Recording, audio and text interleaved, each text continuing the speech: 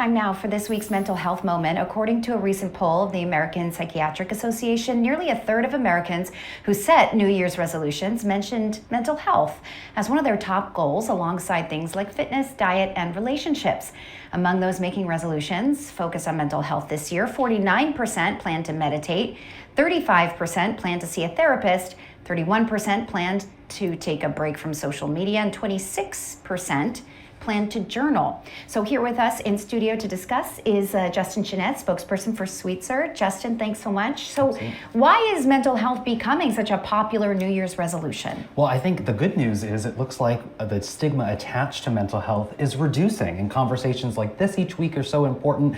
I think people are seeing, whether it's from the pandemic, wars, the uncertainty in the world, I think folks are really looking inward towards themselves to see what they can control, number one, but number two, how can they better improve their lives? And mental health seems to be at the top of that list. Self-care is mental health. And so whether you're seeing journaling, whether you're seeing meditating, folks are just really wanting to say, how can I improve my mood and my emotions? And so it's really great to see mental health be at the top of that list. Yes, it definitely needs to be a priority. And that's kind of what we're here doing, making sure that people know that. So what would be a good example of a mental health resolution? Absolutely, and it doesn't have to necessarily be a resolution, it can also be just a goal, right? And sometimes the wording is really helpful for folks.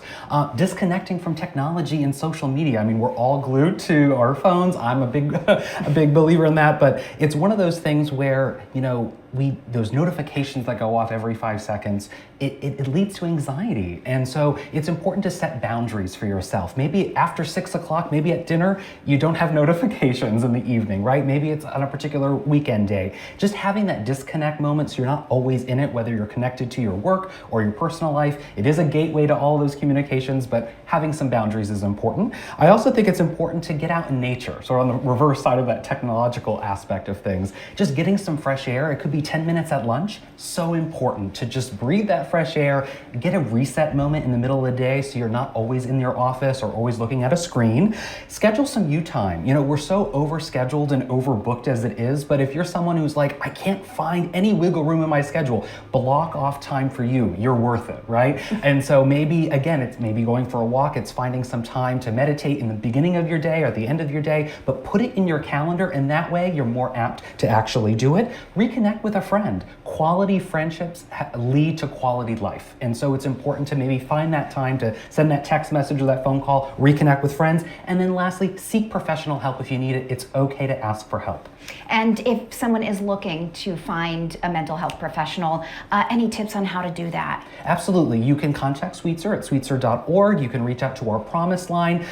Just ask for help, even if it's a friend or family member, but professional help is always really available and really important. And on your screen right now, you can see the Sweetser Promise Line as well as the website there. So we appreciate you coming in, Justin. This is a really important topic, and I'm glad we had the opportunity to talk about it. Thank you so much. Yeah.